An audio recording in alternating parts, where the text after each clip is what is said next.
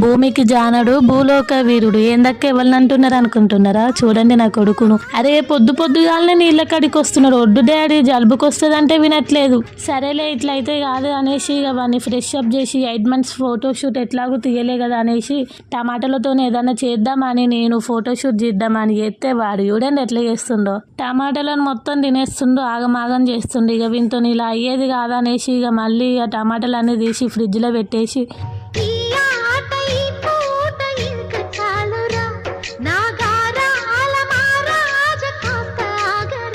ఇంకా వాడిని బయటికి తీసుకొస్తే చూడండి మళ్ళీ నీళ్ళ దగ్గరికే వెళ్తుండు. ఓ దేవుడా వింతో ఇలా అయ్యేది కాదు. కొన్నిసార్లు పిల్లలు అల్లరి చూస్తే కోపం వస్తుంది కానీ ఏం చేద్దాం, తప్పదు.